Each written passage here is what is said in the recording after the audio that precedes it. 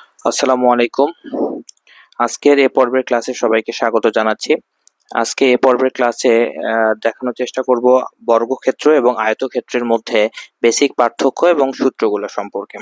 দেখেন, এটা হচ্ছে বর্গক্ষেত্র এবং এটা হচ্ছে আয়তক্ষেত্র। তো এই বর্গক্ষেত্রের চারটা বাহু পরস্পর সমান। আয়তক্ষেত্রের চারটা বাহু পরস্পর সমান নয়, কিন্তু বিপরীত বাহুগুলো পরস্পর সমান। এবং বর্গক্ষেত্রের চারটা কোণ সমকোণ এবং তার যোগফল হচ্ছে 360 ডিগ্রি। আয়তক্ষেত্রের চারটা কোণ ওই সমকোণ, এই চারটা কোণেই সমকোণ এবং তার এই চারটা কোণের যোগফল 360 ডিগ্রি।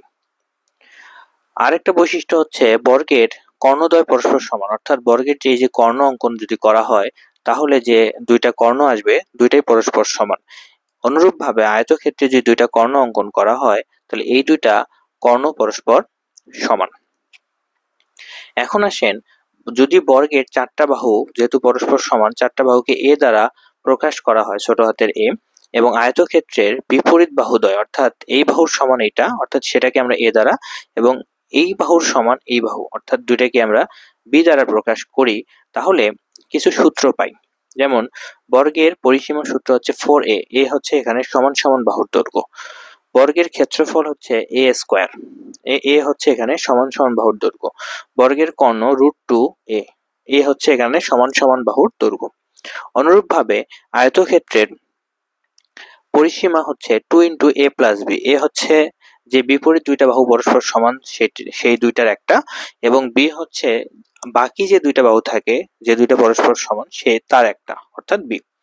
আয়তক্ষেত্রের ক্ষেত্রফল হচ্ছে এ বি, বিপরীত যে দুইটা করে বাহু পরস্পর সমান ছিল, একটা বাহু এ ছিল আর দুইটা যে সমান সমান ছিল সেটা হচ্ছে বি, অর্থাৎ এই যে এ বাহু এবং এই যে বিপরীত দুইটা বাহু সমান সেটা হচ্ছে বি। এবং আয়তক্ষেত্রের কর্ণ হচ্ছে √a² + b²। এখানে কিছু কথা হচ্ছে, বর্গের কর্ণ √2a, এখানে দুইটা কর্ণ থাকে। যদি বলে যে বর্গের কর্ণদ্বয় তাহলে এখানে 2 দ্বারা গুণ করব, অর্থাৎ 2√2a।